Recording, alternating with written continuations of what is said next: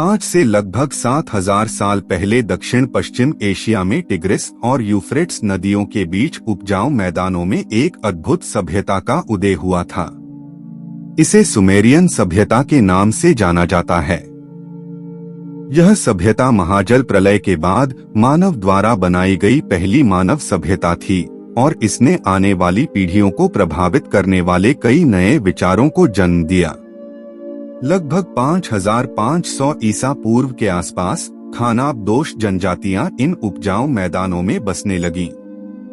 धीरे धीरे ये जनजातियां एक जटिल सामाजिक व्यवस्था विकसित करने लगीं और लगभग 4500 ईसा पूर्व तक सुमेर के विभिन्न शहर राज्यों का उदय हुआ, जिनमें प्रमुख रूप से उरुक, निप्पुर, लगश और लागाश शामिल थे।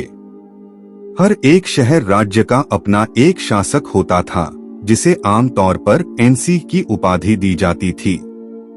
ये शहर राज्य आपस में युद्ध और व्यापार दोनों में लगे रहते थे। टिग्रिस और यूफ्रेट्स नदियां सालाना बाढ़ लाती थीं, जो उपजाऊ मिट्टी जमा करती थीं। लेकिन बाढ़ का समय अनिश्चित था और सूखे की संभावना भी बनी रहती थी। इस चुनौती से निपटने के लिए सुमेरियों ने एक जटिल सिंचाई प्रणाली विकसित की।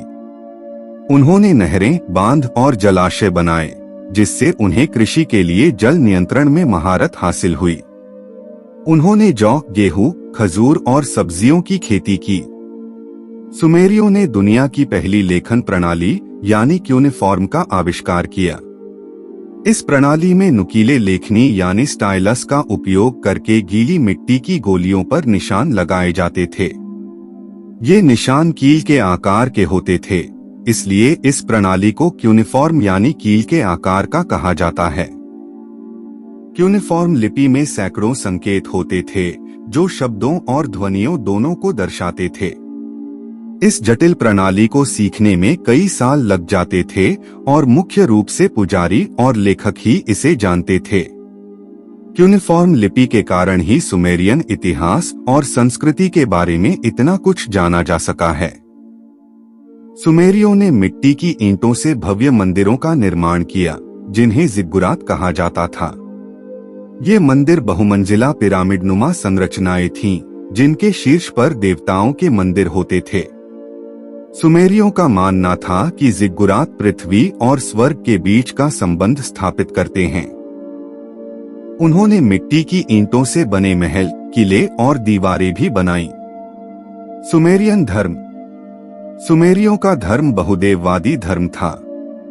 उनका मानना था कि ब्रह्मांड विभिन्न देवताओं और देवियों के अधीन है, जो प्रकृति की शक्तियों को नियंत्रित करते हैं।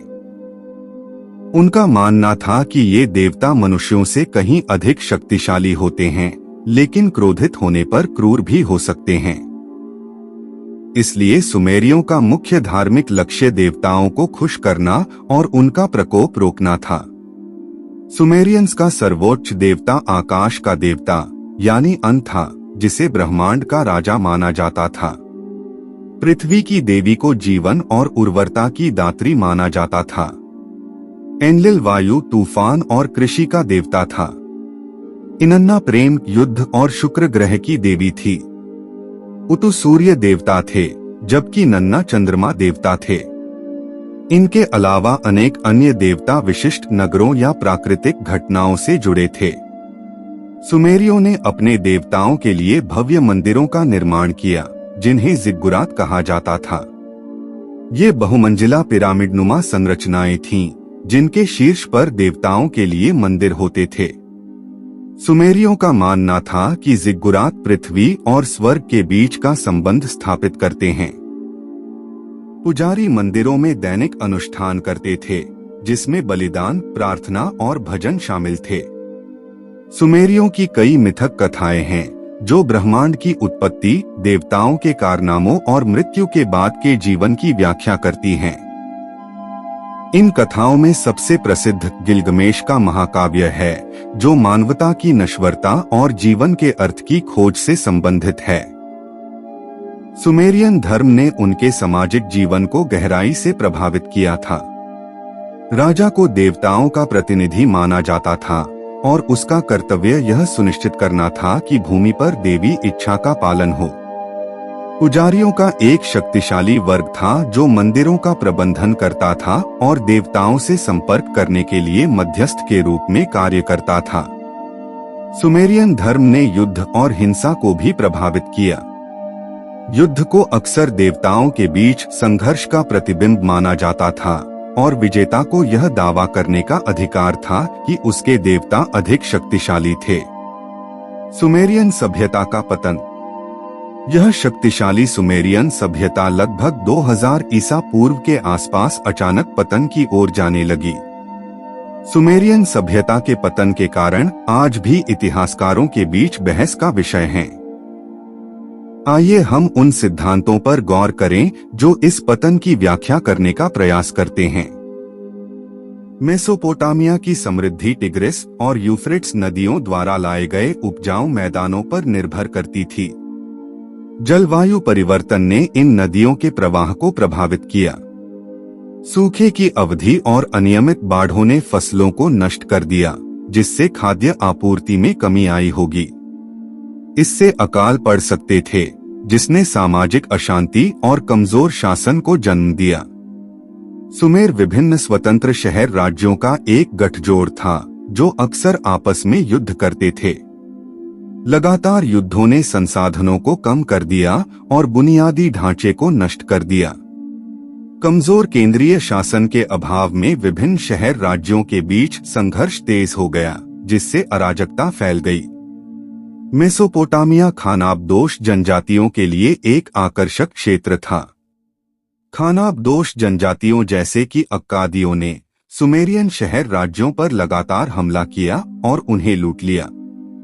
इन हमलों ने सुमेरियन शक्ति को कमजोर कर दिया और उनकी संस्कृति को नष्ट कर दिया। सिंचाई प्रणाली जिसने सुमेरियन कृषि को समृद्ध बनाया था, पर्यावरणीय क्षति का कारण भी बना। नदियों से निकाले गए अतिरिक्त पानी ने मिट्टी में लवणीकरण को बढ़ा दिया, जिससे भूमि बंजर हो गई। खराब सिंचाई प्रथाओं और वनों की कटाई ने भी मिट्टी के क्षरण में योगदान दिया, जिससे कृषि उत्पादकता कम हो गई। सुमेरियन समाज अमीर वर्ग और गरीब किसानों के बीच एक बड़े वर्ग विभाजन से ग्रस्त था। लगातार युद्धों, अकालों और आर्थिक कठिनाइयों ने सामाजिक तनाव को बढ़ा दिया। गरीब जनता विद्रोह कर सकती थी, जिससे राजनीतिक अस्थिरता पैदा हुई। सुमेरियन सभ्यता में धर्म के भीतर ही कमजोरी मौजूद थी। लगातार प्राकृतिक आपदाओं और युद्धों को देवताओं के क्रोध के रूप में देखा जाता था, जिससे लोगों का विश्वास डगमगा गया। धार्मिक नेतृत्व की कमी ने लोगों को दिशाहीन कर दिया और सामाजिक व्यवस्था को कमजोर कर दिया।